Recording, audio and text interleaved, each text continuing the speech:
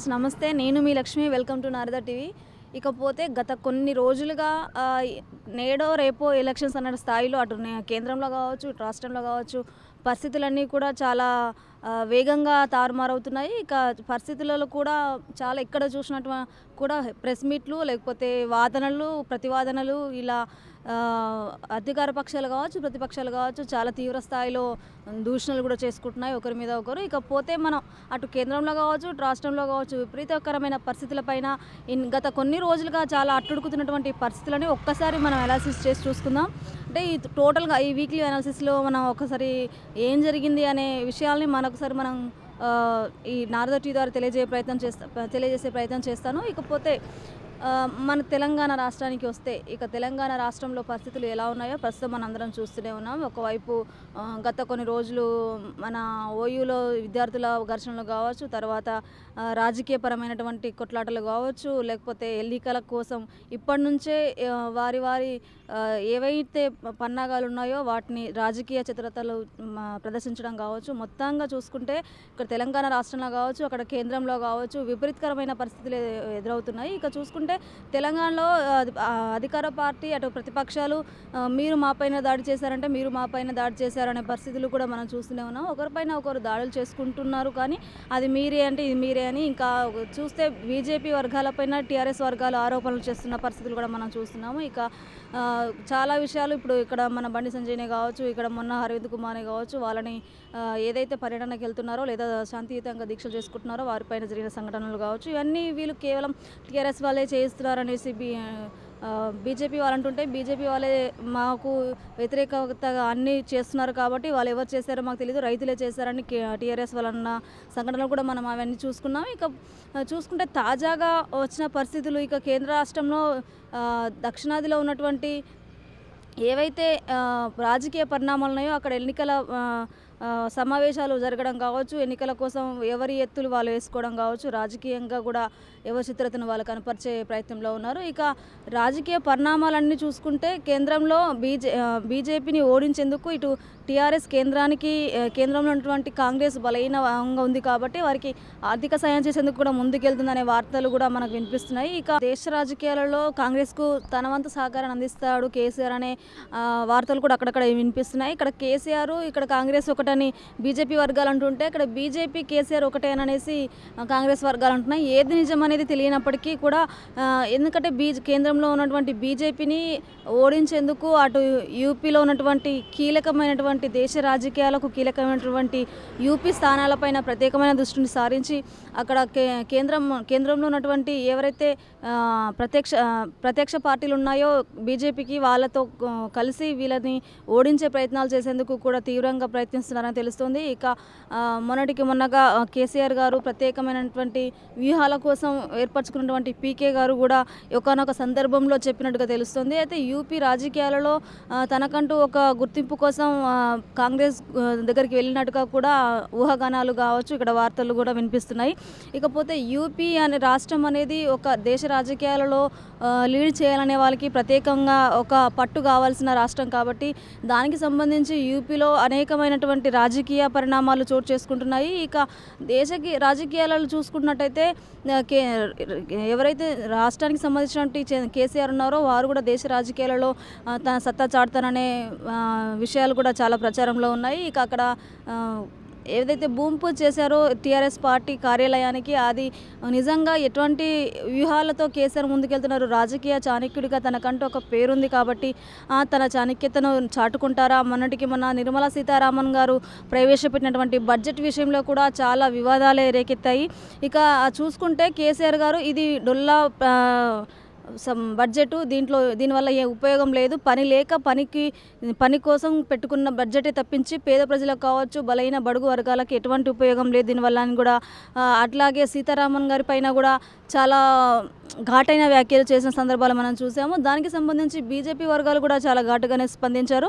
ఇంకా ఇదంతా ఒకెత్తైతే అంతకుముందు రాజకీయాల పరిస్థితులలో కేసీఆర్ గారు ఒక ప్రెస్ మీట్లో రాజ్యాంగాన్ని మార్చాలి అనే ఒక పెద్ద మాటని అది చాలా దుమారమే రేగింది. అంటే రాజ్యాంగాన్ని మార్చాలి అనే మాట ఓన్లీ కేసీఆర్దేనా? కేసీఆర్ వెనకాల ఇంకేమైనా శక్తులు ఉన్నాయా? అంటే రాజ్యాంగాన్ని సవరించే ఆలోచనలు ఇప్పటివరకు ఉన్నాయో దాదాపు 70 ఏండ్ల భారతదేశ చరిత్రలో కేవలం ఒక 100కు పైచిలుకు సార్లు రాజ్యాంగాన్ని సవరించినట్టుగా కూడా మనకి ఎవరైతే నిపుణులు ఉన్నారో వాళ్ళు చెప్తున్న సంఘటనలు ఉన్నాయి. కానీ రాజ్యాంగాన్ని సవరించడమే తప్పించి మార్చడం అనేది లేదు. కానీ గత కొన్ని రోజులుగా జరుగుతున్నటువంటి ఈ దుమారంలో కేసీఆర్ చేసిన వ్యాఖ్యలు నిజంగా చాలా ఎత్తునే దుమారాన్ని రేపాయి. ఇక ఈ రాజ్యాంగ సవరణ కాకుండా రాజ్యాంగాన్ని మార్చాలనే పట్టుతో ఇప్పటికీ కూడా కొన్ని టీఆర్ఎస్ వర్గాలు చాలా దుమారం రేపుతున్నాయి. ఇది ఇలా ఉంటే ఇక రాజ్యాంగాన్ని మార్చాలనే ఆలోచన పైన కేవలం కేసీఆర్ మాత్రమే కాదు,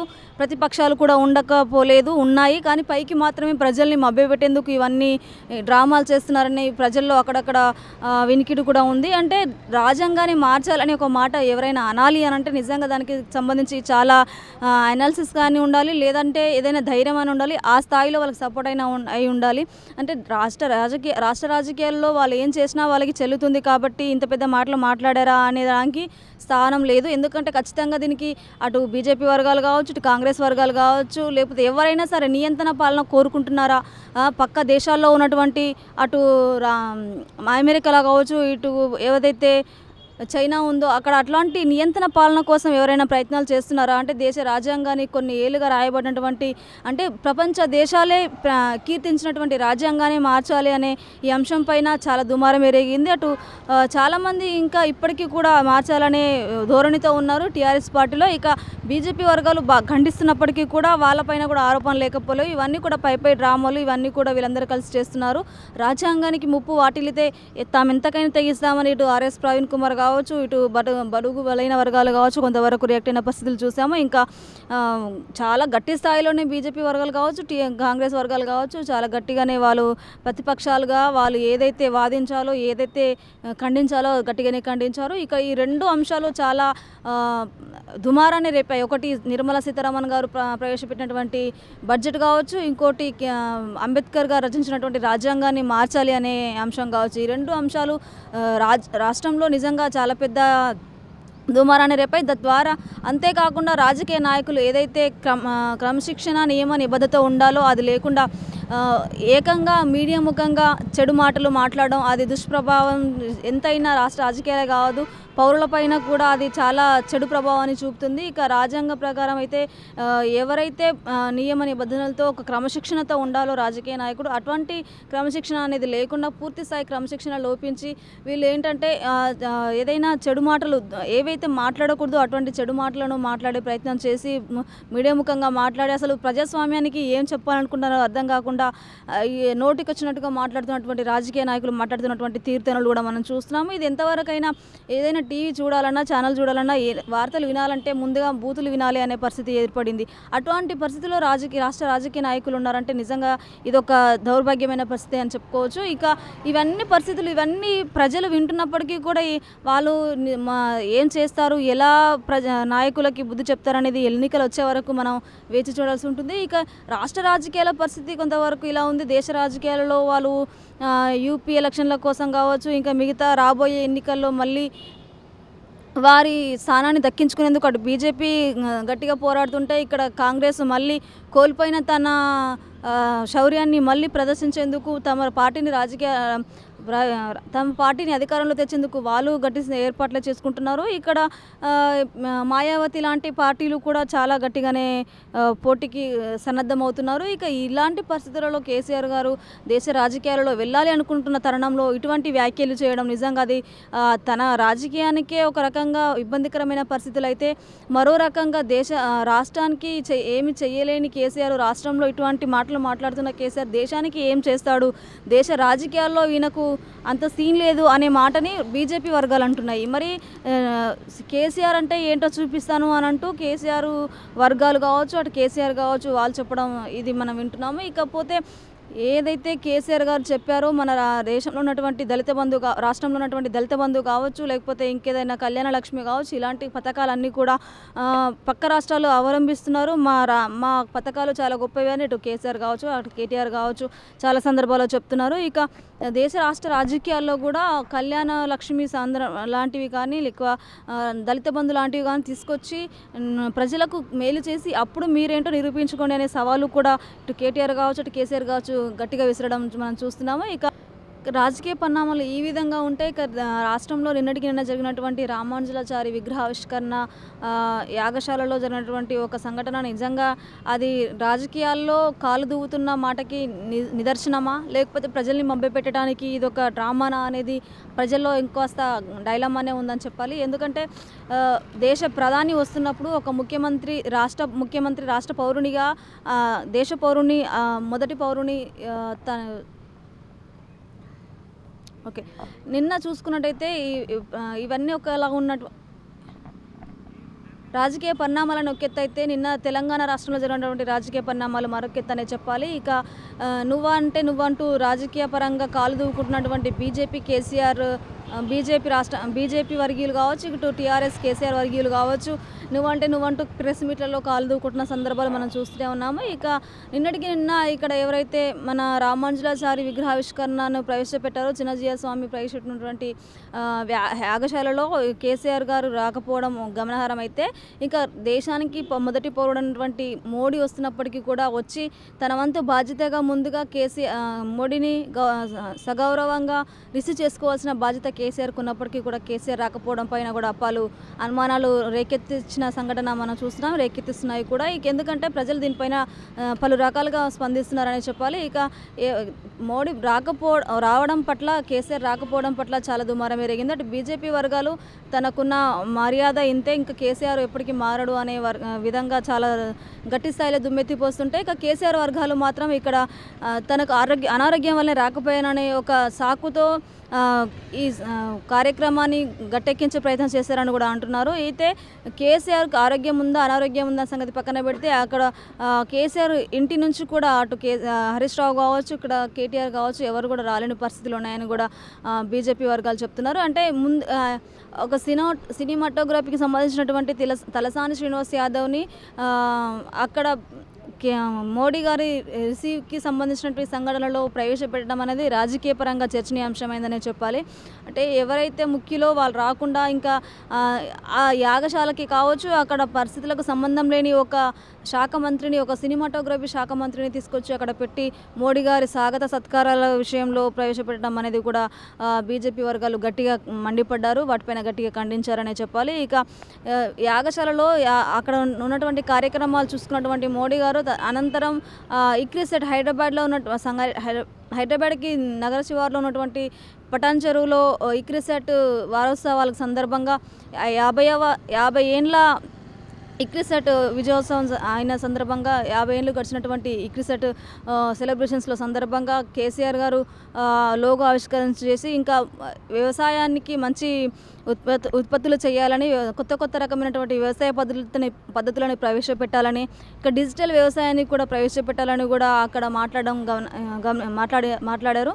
కొత్త వ్యవసాయ పద్ధతులను కూడా ప్రవేశపెట్టాలని మోడీ గారు మాట్లాడారు. ఇక అంత పెద్ద ఇక్రిసెట్ని సందర్శించినటువంటి మోడీ గారితో పాటు ఇక్కడ రాష్ట్రంలో ఉన్నటువంటి నాయకులు ఎవరు వెళ్ళకపోవడం కూడా చాలా గమనార్హం అని చెప్పాలి. కేవలం బీజేపీలో 2 కేంద్ర మంత్రులు, ఇక్కడ గవర్నర్ తమిళసై మాత్రమే వెళ్ళారు. అంటే అక్కడ కూడా కనీసం మోడీ గారికి ఇవ్వాల్సిన ప్రాధాన్యత ఇవ్వకపోవడం పైన రాజకీయ పరంగా నిజంగా చాలా గట్టి విమర్శలు వినిపిస్తున్నాయి. అంటే నిజంగానే కేసీఆర్ మోడీతో తలపడే ప్రయత్నాలే చేస్తున్నారా, లేకపోతే నిజంగానే అనారోగ్య కారణంగానే వెళ్ళలేకపోయారా, లేదా ప్రజల్ని మభ్యపెట్టేందుకే ఇటు బీజేపీ అటు కేసీఆర్ ఇద్దరు కలిసి ఇలాంటి కార్యచర్యలను చేస్తున్నారా అనేది ప్రజల్లో కూడా చాలా డైలమానే ఉంది. ఇంకా మరి మున్ముందు చూస్తే తెలుస్తుంది. ఇక్కడ బీజేపీ కేసీఆర్ ఒకటేనని కాంగ్రెస్ అనడం, కాంగ్రెసు బీజేపీ ఒకటేనని కేసీఆర్ అనడం, ఇవన్నీ నిజంగా అసలు ప్రజల్ని డైలమాలో చేసి ఓట్లు మొన్న చూసుకుంటే మేము డబ్బులు తీసుకుంటాం కానీ వేయాల్సిన వాళ్ళకే ఓట్లు వేస్తామంటూ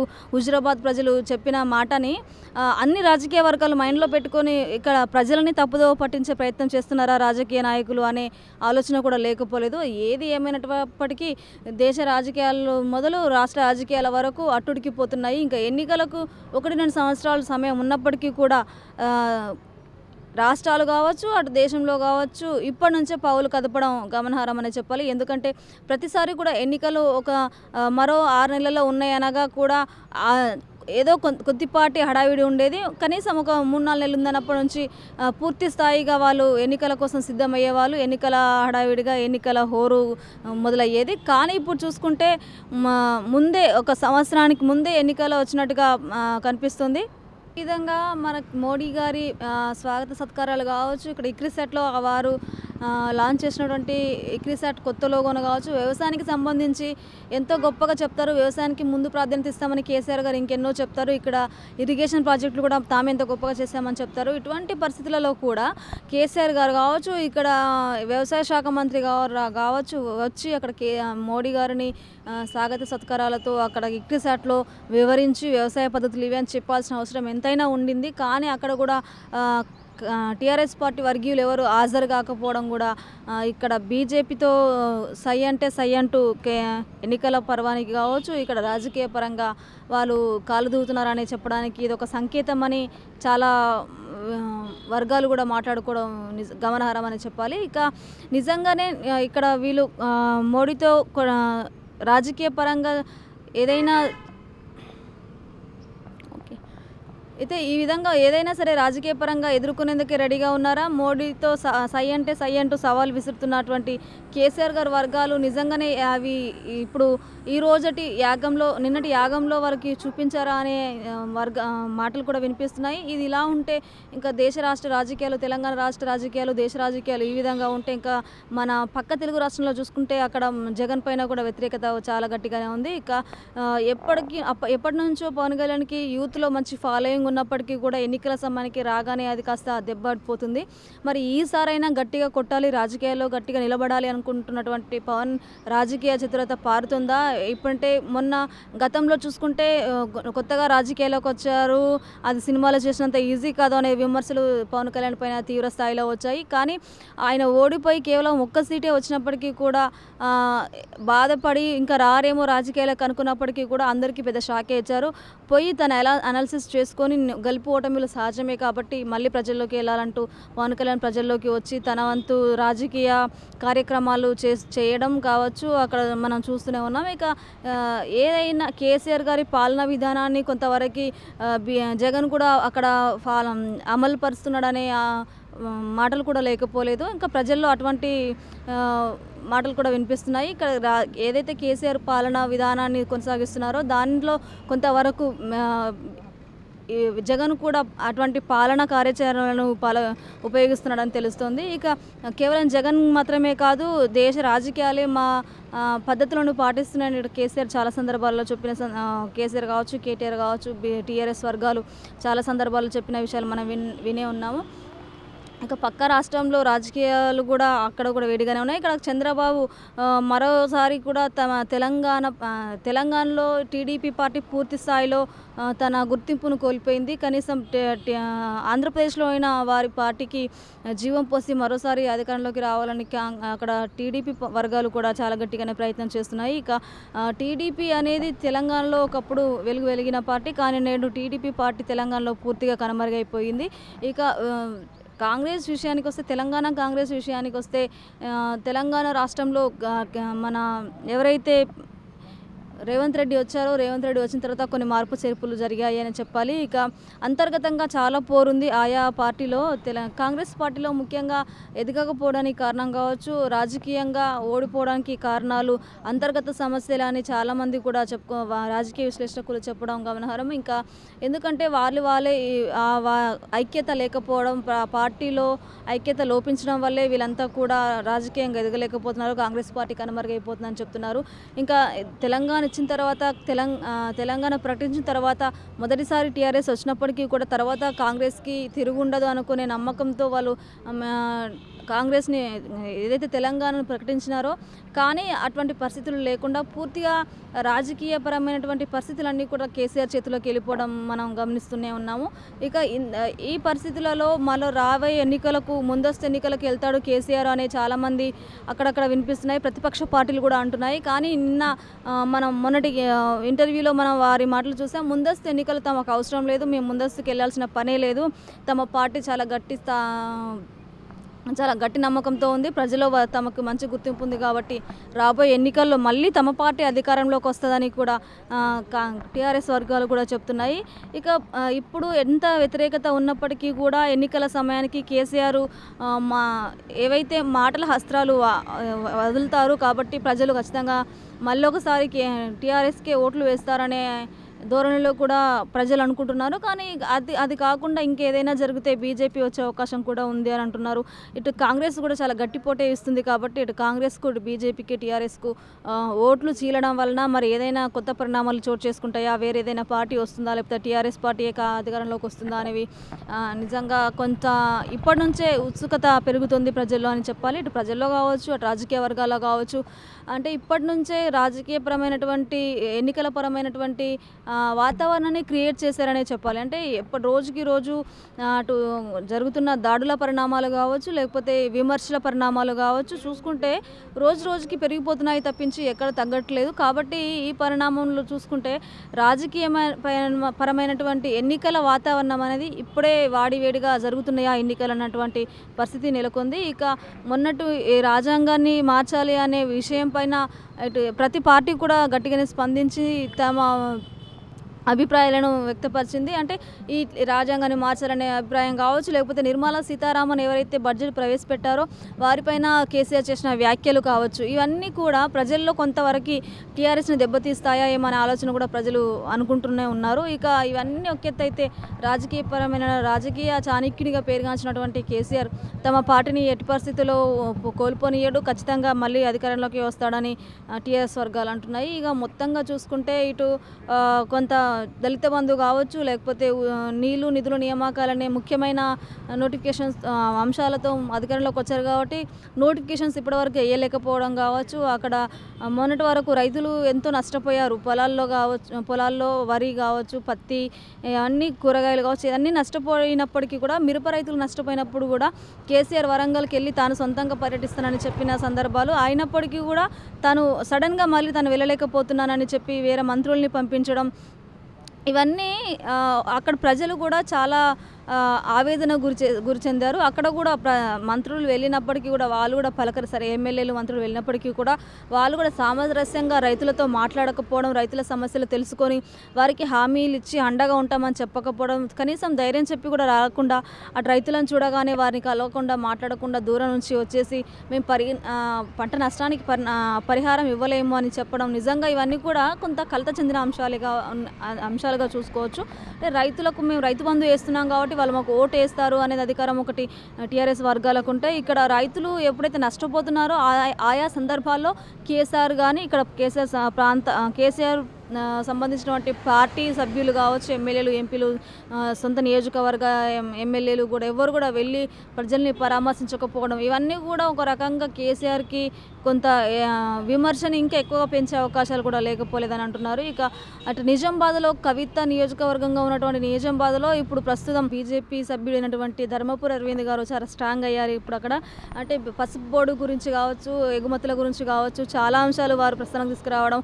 పసుపు బోర్డు ఇంతకుముందు దిగుమతులు చేసుకునే పరిస్థితి ఉండేది. అంటే మనకు పండిన పసుపు అక్కడ ఎగుమతి చేసేసి మళ్ళీ దిగుమతి చేసుకుంటూ అటు రాష్ట్రానికి నష్టాన్ని చేకూర్చారని ఆయన చాలా సందర్భాల్లో చెప్పుకుంటూ వస్తున్నారు. ఇలా ఈ విధంగా ప్రజల్లోకి వెళ్ళే ప్రయత్నం చేయడం, ఇట్లా బీజేపీ వర్గాలు కొంతవరకు వాళ్ళ పన్నాగాలు వాళ్ళు పండుతుంటే ఇక్కడ వ్యూహకర్తలతో పాటు తాను ముందుకెళ్ళి తన వ్యూహాలు ఏంటో చూపిస్తానో, నేను మళ్ళీ రాష్ట్రంలో తమ జెండా పాతామనే ఆలోచనతో కేసీఆర్ గారు ఉన్నారు. మరి మొత్తంగా ఈ రాజకీయ పరిణామాలన్నీ కూడా ఇందులోనే మళ్ళీ మొన్నటికి మొన్న ఓయూలో జరిగినటువంటి సంఘటనలు కూడా కొంతవరకు, ఎందుకంటే విద్యార్థి ఎటువంటి రాజకీయ పార్టీకైనా సరే విద్యార్థుల అండాదండ ముఖ్యమైనది. కానీ విద్యార్థులను కూడా కేసీఆర్ గారు అణచిపెట్టడం అనేది బాధాకరం అంటూ కొన్ని విద్యార్థి సంఘాలు కావచ్చు, లేకపోతే ఓయూ సంఘాలు కావచ్చు, మొన్నటి వరకు ఓయూలో కరెంటు కట్ చేయడం, కొన్నాళ్ళు వాటర్ రాకుండా చేయడం, లేకపోతే సరైన విద్యా బోధనకి సంబంధించినటువంటి లక్ష్యాలను ఉంచకపోవడం, ఇలాంటి పరిస్థితులన్నీ అంటే గెలిచిన తర్వాత ఒకసారి కూడా ఓయూకి రాని కేసీఆర్ అంటూ మళ్ళీ చాలా విమర్శలు అంటే విద్యార్థి సంఘాల్లో కావచ్చు, విద్యార్థుల్లో కావచ్చు, ఇటు రాజకీయ పరంగా కావచ్చు, అటు వ్యవసాయ పరంగా కొంతమందికి వీళ్ళు సహాయ సహకారాలు అందించకపోవడం కావచ్చు, ఇవన్నీ కొన్ని వ్యతిరేకతలు కేసీఆర్ పైన ఉన్నప్పటికీ కూడా సమయాన్ని బట్టి కేసీఆర్ గారు వారి వాగ్దాటితో ప్రజలందరినీ మైమర్పించేసి తన ఓటు హక్కుని తను ప్రజలతో వేయించుకొని మళ్ళీ తన అధికారంలోకి వచ్చే ప్రయత్నం చేస్తాడు.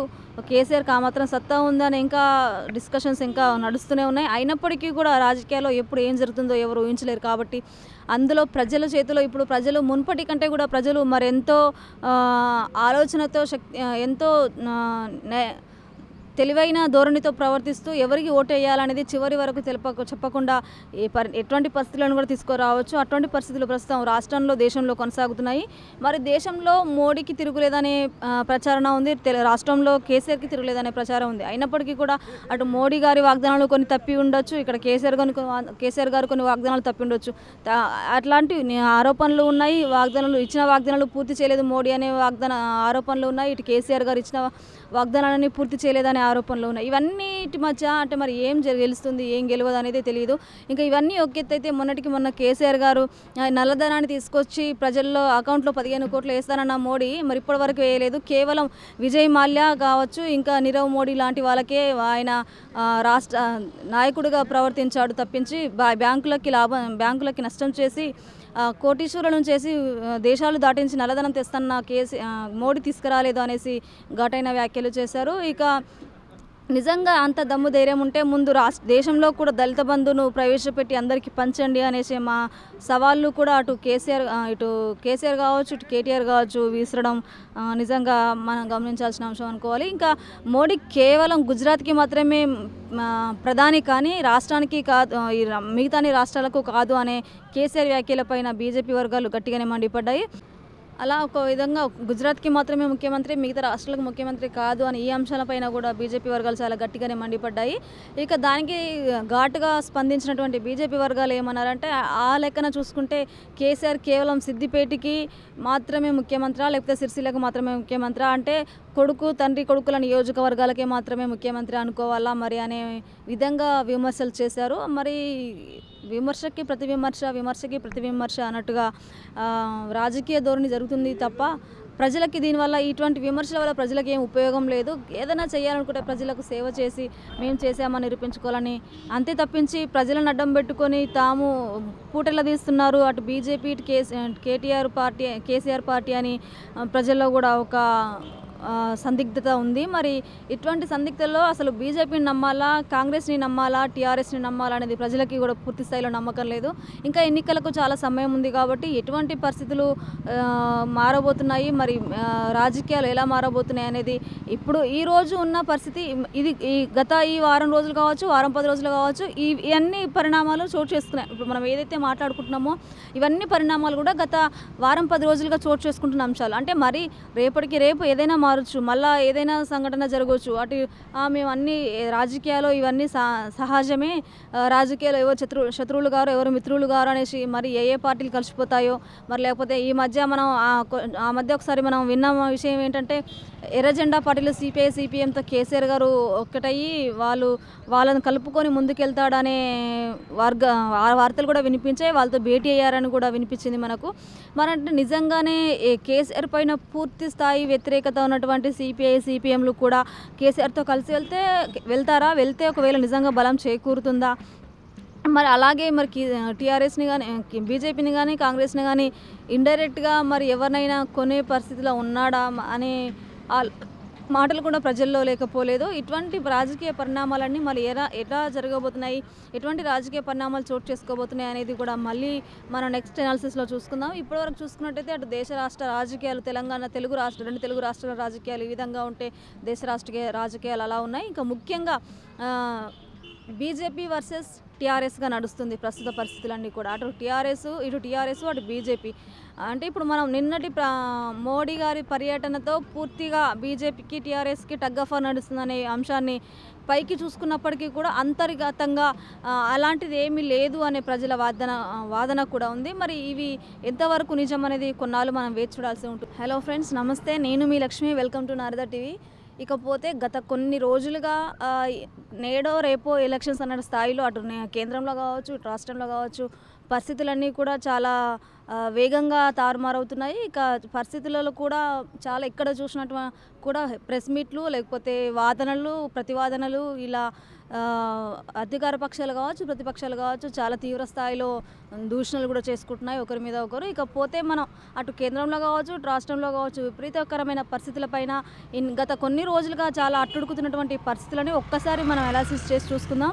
అంటే ఈ టోటల్గా ఈ వీక్లీ అనాలిసిస్లో మనం ఒకసారి ఏం జరిగింది అనే విషయాల్ని మనొకసారి మనం ఈ నారదా టీవీ ద్వారా తెలియజేసే ప్రయత్నం చేస్తాను. ఇకపోతే మన తెలంగాణ రాష్ట్రానికి వస్తే, ఇక తెలంగాణ రాష్ట్రంలో పరిస్థితులు ఎలా ఉన్నాయో ప్రస్తుతం మనం అందరం చూస్తూనే ఉన్నాం. ఒకవైపు గత కొన్ని రోజులు మన ఓయూలో విద్యార్థుల ఘర్షణలు కావచ్చు, తర్వాత రాజకీయపరమైనటువంటి కొట్లాటలు కావచ్చు, లేకపోతే ఎన్నికల కోసం ఇప్పటి నుంచే వారి ఏవైతే పన్నాగాలు ఉన్నాయో వాటిని రాజకీయ చతురతలు ప్రదర్శించడం కావచ్చు. మొత్తంగా చూసుకుంటే ఇక్కడ తెలంగాణ రాష్ట్రంలో కావచ్చు, అక్కడ కేంద్రంలో కావచ్చు విపరీతకరమైన పరిస్థితులు ఎదురవుతున్నాయి. ఇక చూసుకుంటే తెలంగాణలో అధికార పార్టీ అటు ప్రతిపక్షాలు మీరు మాపైన దాడి చేశారంటే మీరు మాపైన దాడి చేశారనే పరిస్థితులు కూడా మనం చూస్తూనే ఉన్నాం. ఒకరిపైన ఒకరు దాడులు చేసుకుంటున్నారు, కానీ అది మీరే అంటే ఇది మీరే అని. ఇంకా చూస్తే బీజేపీ వర్గాలపైన టీఆర్ఎస్ వర్గాలు ఆరోపణలు చేస్తున్న పరిస్థితులు కూడా మనం చూస్తున్నాము. ఇక చాలా విషయాలు ఇప్పుడు ఇక్కడ మన బండి సంజయ్నే కావచ్చు, ఇక్కడ మొన్న అరవింద్ కుమార్నే కావచ్చు, వాళ్ళని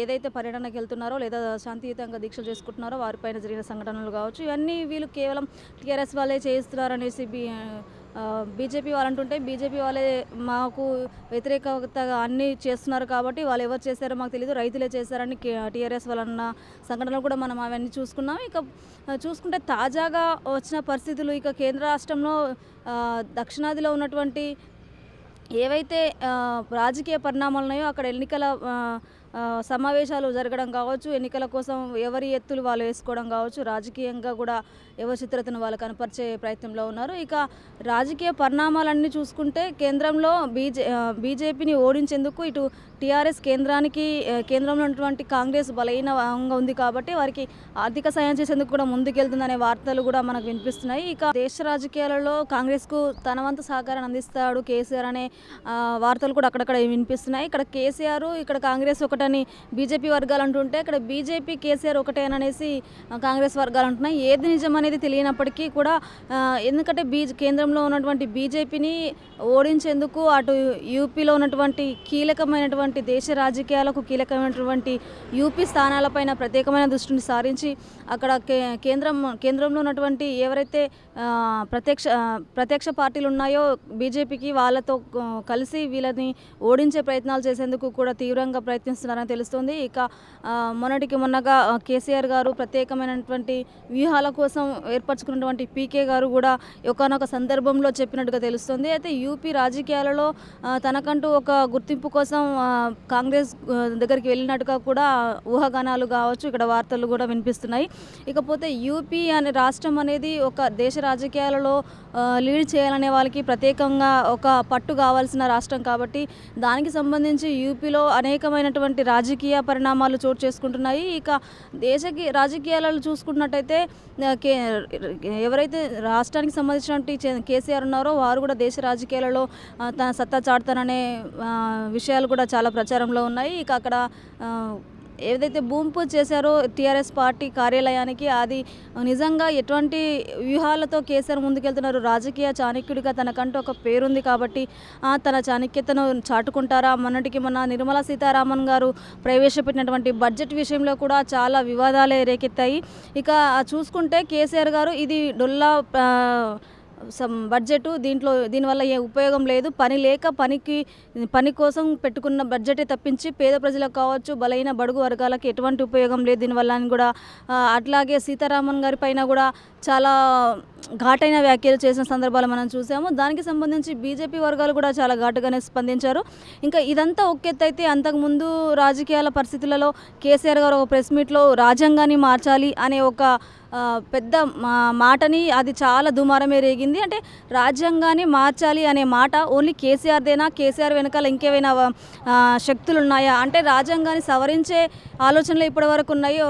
దాదాపు 70 ఏండ్ల భారతదేశ చరిత్రలో కేవలం ఒక 100కు పై చిలుకు సార్లు రాజ్యాంగాన్ని సవరించినట్టుగా కూడా మనకి ఎవరైతే నిపుణులు ఉన్నారో వాళ్ళు చెప్తున్న సంఘటనలు ఉన్నాయి. కానీ రాజ్యాంగాన్ని సవరించడమే తప్పించి మార్చడం అనేది లేదు. కానీ గత కొన్ని రోజులుగా జరుగుతున్నటువంటి ఈ దుమారంలో కేసీఆర్ చేసిన వ్యాఖ్యలు నిజంగా చాలా ఎత్తునే దుమారాన్ని రేపాయి. ఇక ఈ రాజ్యాంగ సవరణ కాకుండా రాజ్యాంగాన్ని మార్చాలనే పట్టుతో ఇప్పటికీ కూడా కొన్ని టీఆర్ఎస్ వర్గాలు చాలా దుమారం రేపుతున్నాయి. ఇది ఇలా ఉంటే ఇక రాజ్యాంగాన్ని మార్చాలనే ఆలోచన పైన కేవలం కేసీఆర్ మాత్రమే కాదు, ప్రతిపక్షాలు కూడా ఉండకపోలేదు, ఉన్నాయి. కానీ పైకి మాత్రమే ప్రజల్ని మభ్యపెట్టేందుకు ఇవన్నీ డ్రామాలు చేస్తున్నారని ప్రజల్లో అక్కడక్కడ వినికిడి కూడా ఉంది. అంటే రాజ్యాంగాన్ని మార్చాలని ఒక మాట ఎవరైనా అనాలి అని అంటే నిజంగా దానికి సంబంధించి చాలా అనాలిసిస్ కానీ ఉండాలి, లేదంటే ఏదైనా ధైర్యం అని ఉండాలి, ఆ స్థాయిలో వాళ్ళకి సపోర్ట్ అయినా అయి ఉండాలి.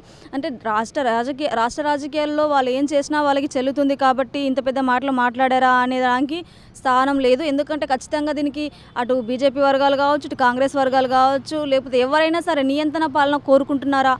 పక్క దేశాల్లో ఉన్నటువంటి అటు అమెరికాలో కావచ్చు, ఇటు ఏదైతే చైనా ఉందో అక్కడ అట్లాంటి నియంత్రణ పాలన కోసం ఎవరైనా ప్రయత్నాలు చేస్తున్నారా? అంటే దేశ రాజ్యాంగాన్ని కొన్ని ఏళ్ళుగా రాయబడినటువంటి, అంటే ప్రపంచ దేశాలే కీర్తించినటువంటి రాజ్యాంగాన్ని మార్చాలి అనే ఈ అంశం పైన చాలా దుమారం ఎరిగింది. అటు చాలామంది ఇంకా ఇప్పటికీ కూడా మార్చాలనే ధోరణితో ఉన్నారు టీఆర్ఎస్ పార్టీలో. ఇక బీజేపీ వర్గాలు ఖండిస్తున్నప్పటికీ కూడా వాళ్ళపైన కూడా ఆరోపణలు లేకపోలేవు. ఇవన్నీ కూడా పై డ్రామాలు, ఇవన్నీ కూడా వీళ్ళందరూ కలిసి చేస్తున్నారు.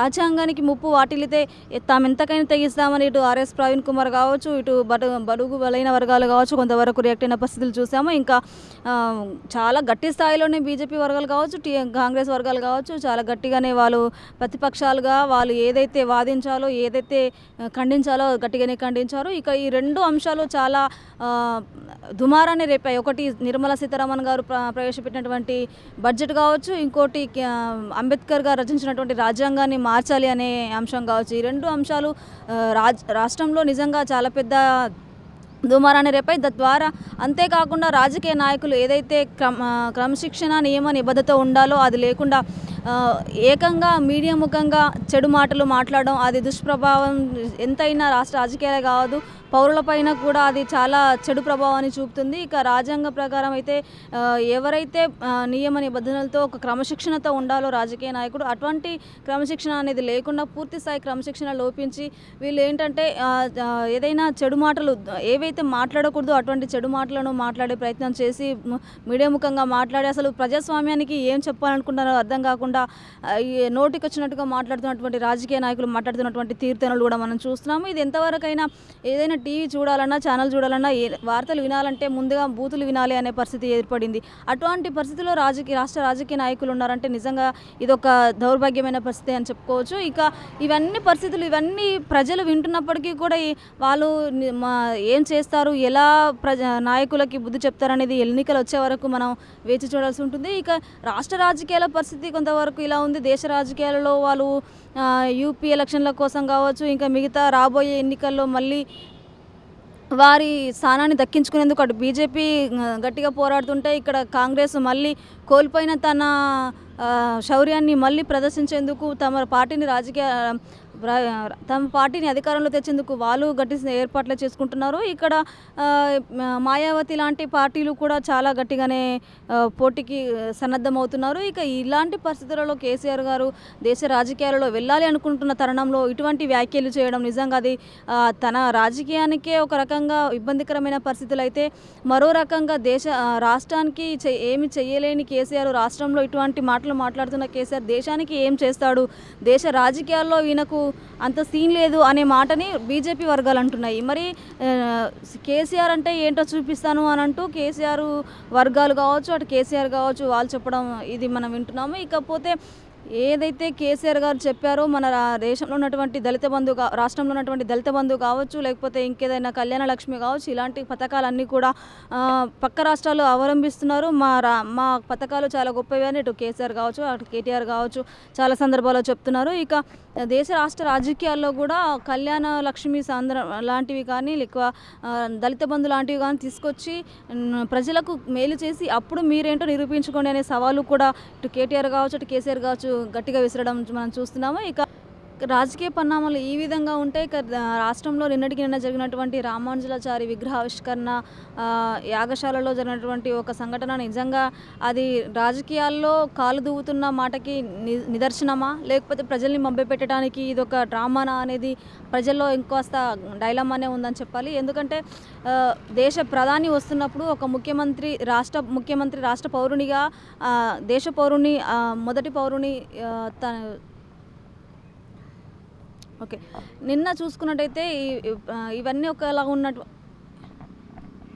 రాజకీయ పరిణామాలను ఒకెత్తైతే నిన్న తెలంగాణ రాష్ట్రంలో జరిగినటువంటి రాజకీయ పరిణామాలు మరొకెత్తనే చెప్పాలి. ఇక నువ్వంటూ రాజకీయ పరంగా కాలు దూకుంటున్నటువంటి బీజేపీ కేసీఆర్ బీజేపీ వర్గీయులు కావచ్చు, ఇటు టీఆర్ఎస్ కేసీఆర్ వర్గీయులు కావచ్చు, నువ్వంటూ ప్రెస్ మీట్లలో కాలు దూకుంటున్న సందర్భాలు మనం చూస్తూనే ఉన్నాము. ఇక నిన్న ఇక్కడ ఎవరైతే మన రామానుజాచారి విగ్రహావిష్కరణను ప్రవేశపెట్టారో చిన్నజీయ స్వామి ప్రవేశపెట్టినటువంటి యాగశాలలో కేసీఆర్ గారు రాకపోవడం గమనార్హం. అయితే ఇంకా దేశానికి మొదటి పౌరుడైనటువంటి మోడీ వస్తున్నప్పటికీ కూడా వచ్చి తన వంతు బాధ్యతగా ముందుగా మోడీని సగౌరవంగా రిసీవ్ చేసుకోవాల్సిన బాధ్యత కేసీఆర్కు ఉన్నప్పటికీ కూడా కేసీఆర్ రాకపోవడం పైన కూడా పలు అనుమానాలు రేకెత్తించిన సంఘటన మనం చూస్తున్నాం, రేకెత్తిస్తున్నాయి కూడా. ఇక ఎందుకంటే ప్రజలు దీనిపైన పలు రకాలుగా స్పందిస్తున్నారని చెప్పాలి. ఇక మోడీ రావడం పట్ల కేసీఆర్ రాకపోవడం పట్ల చాలా దుమారం ఎరిగింది. అటు బీజేపీ వర్గాలు తనకున్న మర్యాద ఇంతే, ఇంకా కేసీఆర్ ఎప్పటికీ మారడు అనే విధంగా చాలా గట్టి స్థాయిలో దుమ్మెత్తిపోస్తుంటే, ఇక కేసీఆర్ వర్గాలు మాత్రం ఇక్కడ తనకు అనారోగ్యం వల్లే రాకపోయాననే ఒక సాకుతో ఈ కార్యక్రమాన్ని గట్టెక్కించే ప్రయత్నం చేశారని కూడా అంటున్నారు. అయితే కేసీఆర్కి ఆరోగ్యం ఉందా అనారోగ్యం ఉందా సంగతి పక్కన పెడితే అక్కడ కేసీఆర్ ఇంటి నుంచి కూడా అటు హరీష్ రావు కావచ్చు, ఇక్కడ కేటీఆర్ కావచ్చు ఎవరు కూడా రాలేని పరిస్థితులు ఉన్నాయని కూడా బీజేపీ వర్గాలు చెప్తున్నారు. అంటే ఒక సినిమాటోగ్రఫీకి సంబంధించినటువంటి తలసాని శ్రీనివాస్ యాదవ్ని అక్కడ మోడీ గారి రిసీవ్కి సంబంధించినటువంటి సంఘటనలో ప్రవేశపెట్టడం అనేది రాజకీయ పరంగా చర్చనీయాంశమైందనే చెప్పాలి. అంటే ఎవరైతే ముఖ్యులో వాళ్ళు రాకుండా ఇంకా ఆ యాగశాలకి కావచ్చు అక్కడ పరిస్థితులకు సంబంధం లేని ఒక శాఖ మంత్రిని, ఒక సినిమాటోగ్రఫీ శాఖ మంత్రిని తీసుకొచ్చి అక్కడ పెట్టి మోడీ గారి స్వాగత సత్కారాల విషయంలో ప్రవేశపెట్టడం అనేది కూడా బీజేపీ వర్గాలు గట్టిగా మండిపడ్డారు, వాటిపైన గట్టిగా ఖండించారనే చెప్పాలి. ఇక యాగశాలలో అక్కడ ఉన్నటువంటి కార్యక్రమాలు చూసుకున్నటువంటి మోడీ గారు అనంతరం ఇక్రిసెట్ హైదరాబాద్లో ఉన్న హైదరాబాద్కి నగర శివార్లో ఉన్నటువంటి పటాన్ చెరువులో ఇక్రిసెట్ వారోత్సవాల సందర్భంగా 50 ఏండ్ల ఇక్రిసెట్ విజయోత్సవం అయిన సందర్భంగా 50 ఏళ్ళు గడిచినటువంటి ఇక్రిసెట్ సెలబ్రేషన్స్లో సందర్భంగా కేసీఆర్ గారు లోగో ఆవిష్కరణ చేసి ఇంకా వ్యవసాయానికి మంచి ఉత్పత్తులు చేయాలని, కొత్త రకమైనటువంటి వ్యవసాయ పద్ధతులను ప్రవేశపెట్టాలని, ఇంకా డిజిటల్ వ్యవసాయాన్ని కూడా ప్రవేశపెట్టాలని కూడా అక్కడ మాట్లాడారు. కొత్త వ్యవసాయ పద్ధతులను కూడా ప్రవేశపెట్టాలని మోడీ గారు మాట్లాడారు. ఇక అంత పెద్ద ఇక్రిసెట్ని సందర్శించినటువంటి మోడీ గారితో పాటు ఇక్కడ రాష్ట్రంలో ఉన్నటువంటి నాయకులు ఎవరు వెళ్ళకపోవడం కూడా చాలా గమనార్హం అని చెప్పాలి. కేవలం బీజేపీలో 2 కేంద్ర మంత్రులు, ఇక్కడ గవర్నర్ తమిళసై మాత్రమే వెళ్ళారు. అంటే అక్కడ కూడా కనీసం మోడీ గారికి ఇవ్వాల్సిన ప్రాధాన్యత ఇవ్వకపోవడం పైన రాజకీయ పరంగా నిజంగా చాలా గట్టి విమర్శలు వినిపిస్తున్నాయి. అంటే నిజంగానే కేసీఆర్ మోడీతో తలపడే ప్రయత్నాలే చేస్తున్నారా? లేకపోతే నిజంగానే అనారోగ్య కారణంగానే వెళ్ళలేకపోయారా? లేదా ప్రజల్ని మభ్యపెట్టేందుకే ఇటు బీజేపీ అటు కేసీఆర్ ఇద్దరు కలిసి ఇలాంటి కార్యచర్యలను చేస్తున్నారా అనేది ప్రజల్లో కూడా చాలా డైలమానే ఉంది. ఇంకా మరి మున్ముందు చూస్తే తెలుస్తుంది. ఇక్కడ బీజేపీ కేసీఆర్ ఒకటేనని కాంగ్రెస్ అనడం, కాంగ్రెసు బీజేపీ ఒకటేనని కేసీఆర్ అనడం, ఇవన్నీ నిజంగా అసలు ప్రజల్ని డైలమాలో చేసి ఓట్లు మొన్న చూసుకుంటే మేము డబ్బులు తీసుకుంటాం కానీ వేయాల్సిన వాళ్ళకే ఓట్లు వేస్తామంటూ హుజురాబాద్ ప్రజలు చెప్పిన మాటని అన్ని రాజకీయ వర్గాలు మైండ్లో పెట్టుకొని ఇక్కడ ప్రజలని తప్పుదో పట్టించే ప్రయత్నం చేస్తున్నారా రాజకీయ నాయకులు అనే ఆలోచన కూడా లేకపోలేదు.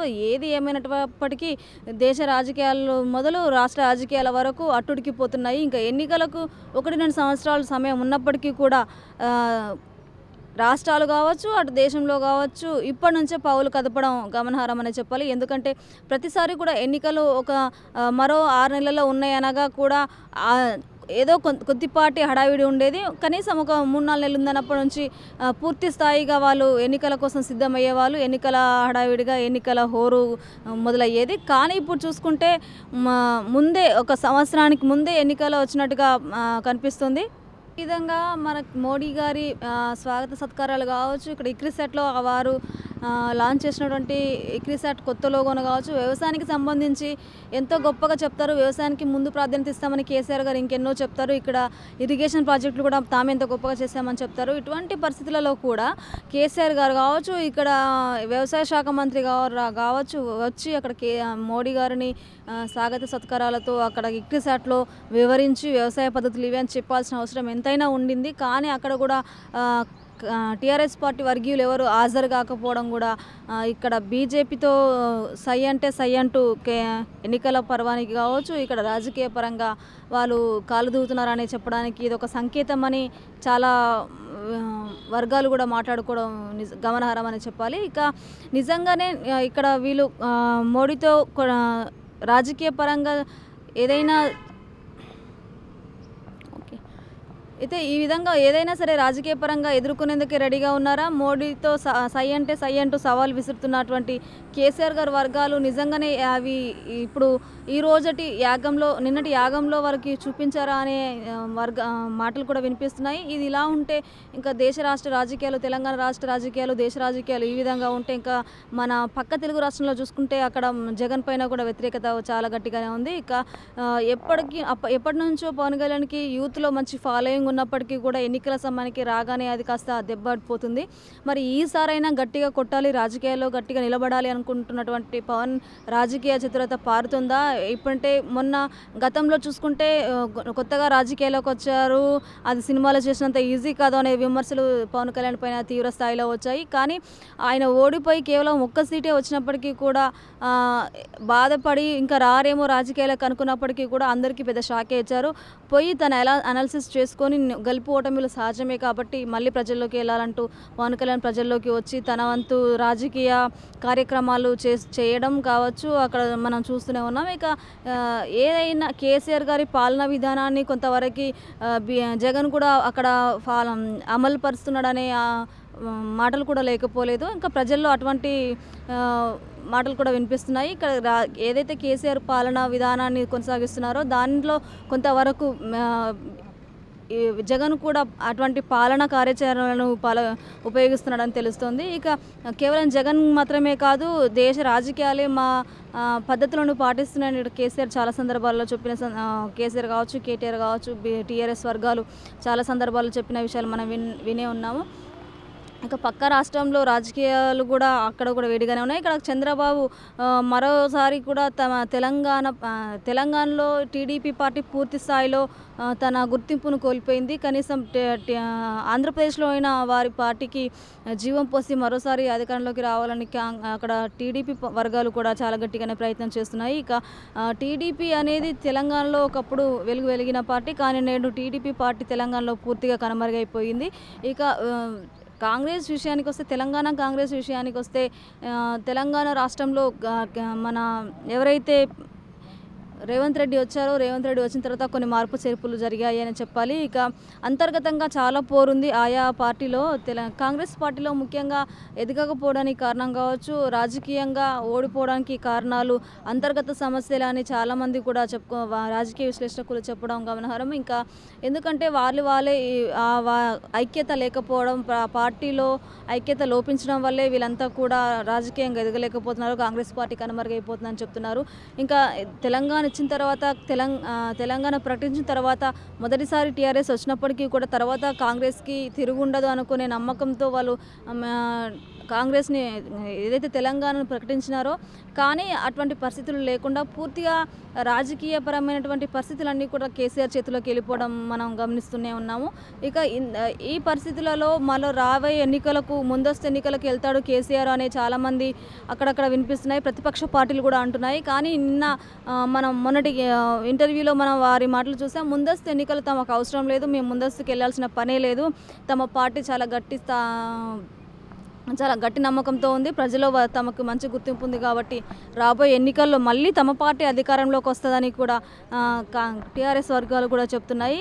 ఇక ఇప్పుడు ఎంత వ్యతిరేకత ఉన్నప్పటికీ కూడా ఎన్నికల సమయానికి కేసీఆర్ ఏవైతే మాటల హస్త్రాలు వదులుతారు కాబట్టి ప్రజలు ఖచ్చితంగా మళ్ళొకసారి టీఆర్ఎస్కే ఓట్లు వేస్తారనే ధోరణిలో కూడా ప్రజలు అనుకుంటున్నారు. కానీ అది కాకుండా ఇంకేదైనా జరిగితే బీజేపీ వచ్చే అవకాశం కూడా ఉంది అని అంటున్నారు. ఇటు కాంగ్రెస్ కూడా చాలా గట్టి పోటీ ఇస్తుంది కాబట్టి ఇటు కాంగ్రెస్కు, ఇటు బీజేపీకి, టీఆర్ఎస్కు ఓట్లు చీలడం వలన మరి ఏదైనా కొత్త పరిణామాలు చోటు చేసుకుంటాయా, వేరే ఏదైనా పార్టీ వస్తుందా, లేకపోతే టీఆర్ఎస్ పార్టీ అధికారంలోకి వస్తుందా అనేవి నిజంగా కొంత ఇప్పటి నుంచే ఉత్సుకత పెరుగుతుంది ప్రజల్లో అని చెప్పాలి. ఇటు ప్రజల్లో కావచ్చు, అటు రాజకీయ వర్గాల్లో కావచ్చు. అంటే ఇప్పటి నుంచే రాజకీయపరమైనటువంటి ఎన్నికల పరమైనటువంటి వాతావరణాన్ని క్రియేట్ చేశారనే చెప్పాలి. అంటే రోజుకి రోజు అటు జరుగుతున్న దాడుల పరిణామాలు కావచ్చు, లేకపోతే విమర్శల పరిణామాలు కావచ్చు, చూసుకుంటే రోజుకి పెరిగిపోతున్నాయి తప్పించి ఎక్కడ తగ్గట్లేదు. కాబట్టి ఈ పరిణామంలో చూసుకుంటే పరమైనటువంటి ఎన్నికల వాతావరణం అనేది ఇప్పుడే వాడివేడిగా జరుగుతున్నాయా ఎన్నికలు అన్నటువంటి పరిస్థితి నెలకొంది. ఇక మొన్నటి రాజ్యాంగాన్ని మార్చాలి అనే విషయం పైన ఇటు ప్రతి పార్టీ కూడా గట్టిగానే స్పందించి తమ అభిప్రాయాలను వ్యక్తపరిచింది. అంటే ఈ రాజ్యాంగాన్ని మార్చాలనే అభిప్రాయం కావచ్చు, లేకపోతే నిర్మలా సీతారామన్ ఎవరైతే బడ్జెట్ ప్రవేశపెట్టారో వారిపైన కేసీఆర్ చేసిన వ్యాఖ్యలు కావచ్చు, ఇవన్నీ కూడా ప్రజల్లో కొంతవరకు టీఆర్ఎస్ని దెబ్బతీస్తాయా ఏమనే ఆలోచన కూడా ప్రజలు అనుకుంటూనే ఉన్నారు. ఇక ఇవన్నీ ఒక ఎత్తు అయితే రాజకీయ చాణక్యునిగా పేరుగాంచినటువంటి కేసీఆర్ తమ పార్టీని ఎట్టి పరిస్థితుల్లో కోల్పోనియడు, ఖచ్చితంగా మళ్ళీ అధికారంలోకి వస్తాడని టీఆర్ఎస్ వర్గాలు అంటున్నాయి. ఇక మొత్తంగా చూసుకుంటే ఇటు కొంత దళిత బంధు కావచ్చు, లేకపోతే నీళ్లు నిధుల నియామకాలనే ముఖ్యమైన నోటిఫికేషన్స్ అంశాలతో అధికారంలోకి వచ్చారు కాబట్టి నోటిఫికేషన్స్ ఇప్పటివరకు వేయలేకపోవడం కావచ్చు. అక్కడ మొన్నటి వరకు రైతులు ఎంతో నష్టపోయారు. పొలాల్లో వరి కావచ్చు, పత్తి, అన్ని కూరగాయలు కావచ్చు, ఇవన్నీ నష్టపోయినప్పటికీ కూడా మిరప రైతులు నష్టపోయినప్పుడు కూడా కేసీఆర్ వరంగల్కి వెళ్ళి తాను సొంతంగా పర్యటిస్తానని చెప్పిన సందర్భాలు అయినప్పటికీ కూడా తాను సడన్గా మళ్ళీ తాను వెళ్ళలేకపోతున్నానని చెప్పి వేరే మంత్రుల్ని పంపించడం, ఇవన్నీ అక్కడ ప్రజలు కూడా చాలా ఆవేదన గురి చెందారు. అక్కడ కూడా మంత్రులు వెళ్ళినప్పటికీ కూడా వాళ్ళు కూడా పలకరిస్తారు. ఎమ్మెల్యేలు, మంత్రులు వెళ్ళినప్పటికీ కూడా వాళ్ళు కూడా సామరస్యంగా రైతులతో మాట్లాడకపోవడం, రైతుల సమస్యలు తెలుసుకొని వారికి హామీలు ఇచ్చి అండగా ఉంటామని చెప్పకపోవడం, కనీసం ధైర్యం చెప్పి కూడా రాకుండా అటు రైతులను చూడగానే వారిని కలవకుండా మాట్లాడకుండా దూరం నుంచి వచ్చేసి మేము పంట నష్టానికి పరిహారం ఇవ్వలేము అని చెప్పడం, నిజంగా ఇవన్నీ కూడా కొంత కలత చెందిన అంశాలుగా చూసుకోవచ్చు.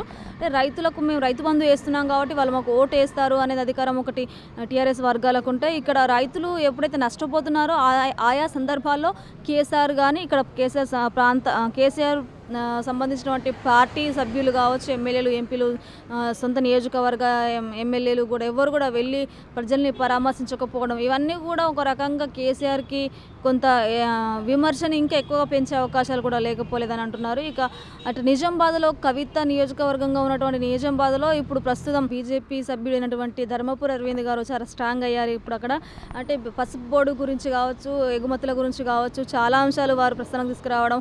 పసుపు బోర్డు ఇంతకుముందు దిగుమతులు చేసుకునే పరిస్థితి ఉండేది. అంటే మనకు పండిన పసుపు అక్కడ ఎగుమతి చేసేసి మళ్ళీ దిగుమతి చేసుకుంటూ అటు రాష్ట్రానికి నష్టాన్ని చేకూర్చారని ఆయన చాలా సందర్భాల్లో చెప్పుకుంటూ వస్తున్నారు. ఇలా ఈ విధంగా ప్రజల్లోకి వెళ్ళే ప్రయత్నం చేయడం ఇట్లా బీజేపీ వర్గాలు కొంతవరకు వాళ్ళ పన్నాగాలు వాళ్ళు పండుతుంటే ఇక్కడ వ్యూహకర్తలతో పాటు తాను ముందుకెళ్ళి తన వ్యూహాలు ఏంటో చూపిస్తాను, నేను మళ్ళీ రాష్ట్రంలో తమ జెండా పాతామనే ఆలోచనతో కేసీఆర్ గారు ఉన్నారు. మరి ఈ మొత్తంగా ఈ రాజకీయ పరిణామాలన్నీ కూడా ఇందులోనే మళ్ళీ మొన్నటికి మొన్న ఓయూలో జరిగినటువంటి సంఘటనలు కూడా కొంతవరకు, ఎందుకంటే విద్యార్థి ఎటువంటి రాజకీయ పార్టీకైనా సరే విద్యార్థుల అండాదండ ముఖ్యమైనది. కానీ విద్యార్థులను కూడా కేసీఆర్ గారు అణచిపెట్టడం అనేది బాధాకరం అంటూ కొన్ని విద్యార్థి సంఘాలు కావచ్చు, లేకపోతే ఓయూ సంఘాలు కావచ్చు, మొన్నటి వరకు ఓయూలో కరెంటు కట్ చేయడం, కొన్నాళ్ళు వాటర్ రాకుండా చేయడం, లేకపోతే సరైన విద్యా బోధనకి సంబంధించినటువంటి లక్ష్యాలను ఉంచకపోవడం, ఇలాంటి పరిస్థితులన్నీ అంటే గెలిచిన తర్వాత ఒకసారి కూడా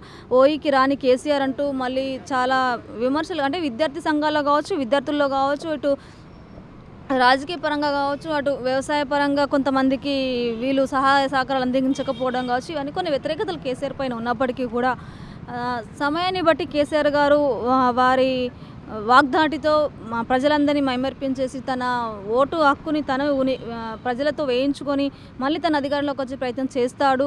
కేసీఆర్కి ఆ మాత్రం సత్తా ఉందని ఇంకా డిస్కషన్స్ ఇంకా నడుస్తూనే ఉన్నాయి. అయినప్పటికీ కూడా రాజకీయాల్లో ఎప్పుడు ఏం జరుగుతుందో ఎవరు ఊహించలేరు. కాబట్టి అందులో ప్రజల చేతిలో ఇప్పుడు ప్రజలు మున్పటి కంటే కూడా ప్రజలు మరెంతో ఆలోచనతో ఎంతో తెలివైన ధోరణితో ప్రవర్తిస్తూ ఎవరికి ఓటు వేయాలనేది చివరి వరకు చెప్పకుండా ఎటువంటి పరిస్థితులను కూడా తీసుకురావచ్చు. అటువంటి పరిస్థితులు ప్రస్తుతం రాష్ట్రంలో దేశంలో కొనసాగుతున్నాయి. మరి దేశంలో మోడీకి తిరుగులేదనే ప్రచారణ ఉంది, రాష్ట్రంలో కేసీఆర్కి తిరుగులేదనే ప్రచారం ఉంది. అయినప్పటికీ కూడా అటు మోడీ గారి వాగ్దానాలు కొన్ని తప్పి ఉండొచ్చు, ఇక్కడ కేసీఆర్ గారు కొన్ని వాగ్దానాలు తప్పి ఉండొచ్చు. అట్లాంటి ఆరోపణలు ఉన్నాయి. ఇచ్చిన వాగ్దానాలు పూర్తి చేయలేదు మోడీ అనే ఆరోపణలు ఉన్నాయి. ఇటు కేసీఆర్ గారు ఇచ్చిన వాగ్దానాలని పూర్తి చేయలేదనే ఆరోపణలు ఉన్నాయి. ఇవన్నిటి మధ్య అంటే మరి ఏం గెలుస్తుంది ఏం గెలవదు అనేది తెలియదు.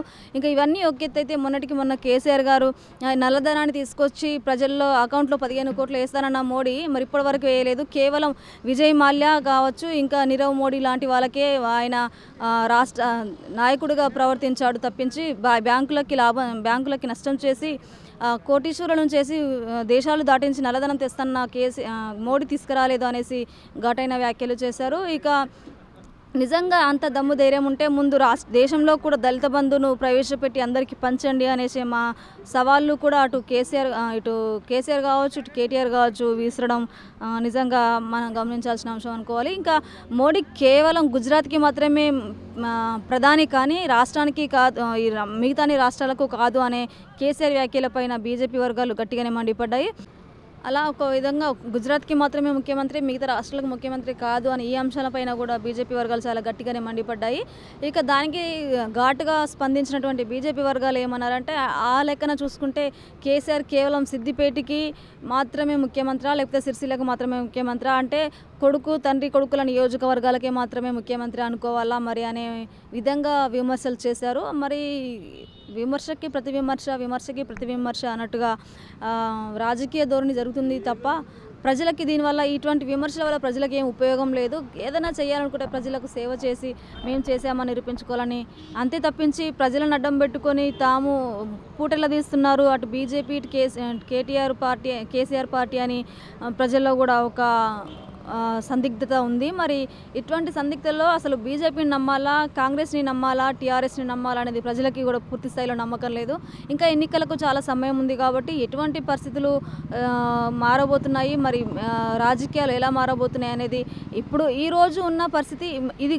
గత ఈ వారం రోజులు కావచ్చు, వారం 10 రోజులు కావచ్చు, ఇవన్నీ పరిణామాలు చోటు చేసుకున్నాయి. ఇప్పుడు మనం ఏదైతే మాట్లాడుకుంటున్నామో ఇవన్నీ పరిణామాలు కూడా గత వారం 10 రోజులుగా చోటు చేసుకుంటున్న అంశాలు. అంటే మరి రేపటికి రేపు ఏదైనా మారచ్చు, మళ్ళీ ఏదైనా సంఘటన జరగవచ్చు. అటు మేము అన్ని రాజకీయాలు ఇవన్నీ సహజమే, రాజకీయాలు ఎవరు శత్రువులు గారు ఎవరు మిత్రులు గారు అనేసి మరి ఏ పార్టీలు కలిసిపోతాయో, మరి లేకపోతే ఈ మధ్య మనం ఆ మధ్య ఒకసారి మనం విన్న విషయం ఏంటంటే ఎర్ర జెండా పార్టీలు సిపిఐ సిపిఎంతో కేసీఆర్ గారు ఒక్కటయ్యి వాళ్ళని కలుపుకొని ముందుకెళ్తాడనే వార్తలు కూడా వినిపించాయి. వాళ్ళతో భేటీ అయ్యారని కూడా వినిపించింది మనకు.